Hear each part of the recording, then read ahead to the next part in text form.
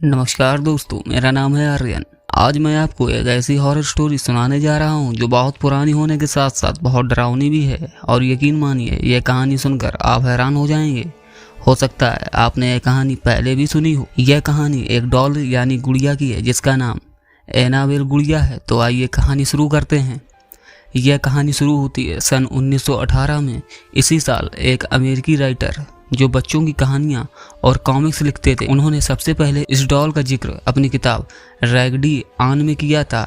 इस किताब में उन्होंने अपनी साथ हुई एक सच्ची घटना के बारे में बताया था। वह लिखते हैं कि एक बार वह अपने घर के बैकयार्ड में टहल रहे थे, तभी उनको वह डॉल पड़ी हुई मिली। उन्होंने पहले कभी ऐसी डॉल को अपने घर के आसपास नहीं देखा था, इसलिए उन्होंने अपने पड़ोसियों से पूछा कि ये डॉल उनकी तो नहीं है, लेकिन उन्होंने इनकार कर दिया। उन्होंने इसके बारे में ज्यादा नहीं सोचा और डॉल को अपनी बेटी को दे दिया।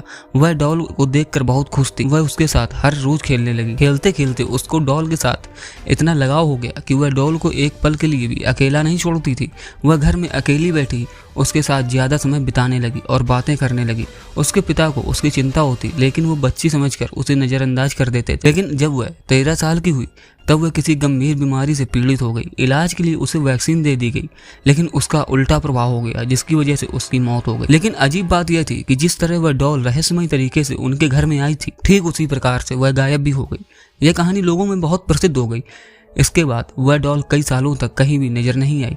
धीरे धीरे लोग इसे भूल गए। लेकिन 1970 में यह डॉल हॉबी स्टोर नाम की एक दुकान में नजर आती है। एक दिन किसी महिला को वह डॉल बहुत पसंद आई और उसने यह डॉल खरीद ली।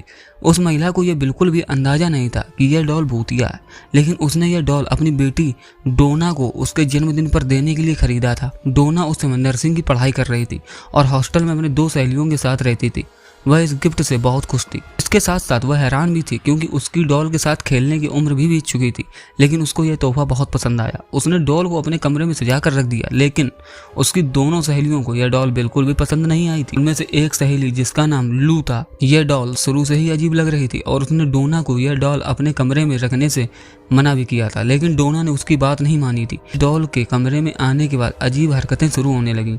डोना ने यह नोटिस किया कि यह अपनी जगह बदल लेती थी। डोना ने यह कई दिनों तक नोटिस किया और अपनी दोनों सहेलियों को इसके बारे में बताया। डोना की सहेलियों ने उसे सलाह दी कि तुम इस डॉल को कमरे से निकाल दो क्योंकि यह एक श्रापित डॉल है। लेकिन डोना ने उनकी बात नहीं मानी क्योंकि वह भूत प्रेत पर विश्वास नहीं करती थी। समय बीतता गया और लगभग 1 महीने के बाद उन्होंने अपने कमरे में एक कागज का टुकड़ा मिला जिस पर बच्चे की लिखावट में हेल्प मी लिखा हुआ। उन्हें ऐसे टुकड़े कई बार अपने कमरे से मिले।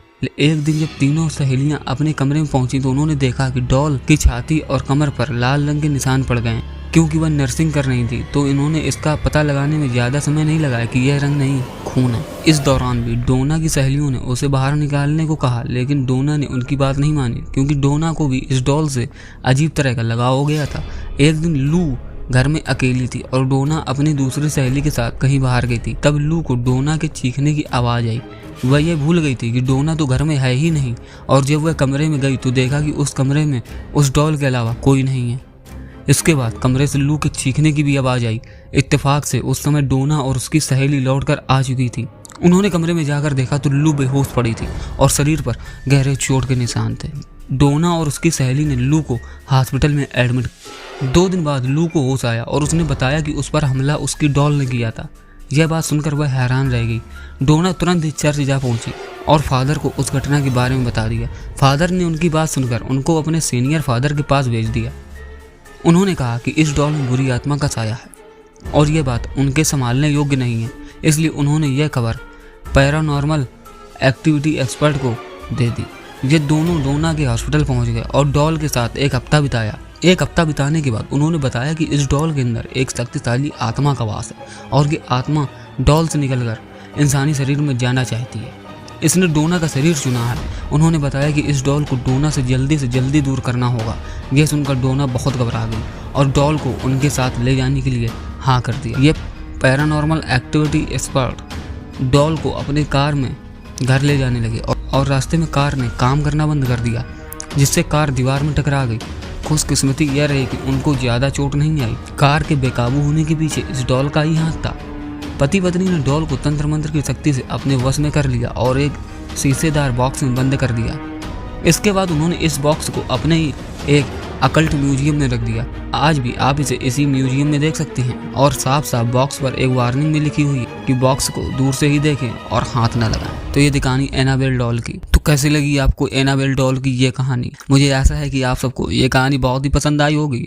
अगर आपको कहानी पसंद आए तो वीडियो को लाइक करें, शेयर करें और सब्सक्राइब करें। मिलते हैं नेक्स्ट वीडियो में ऐसे ही हॉरर वीडियो लेकर। तब तक के लिए आप सबका धन्यवाद।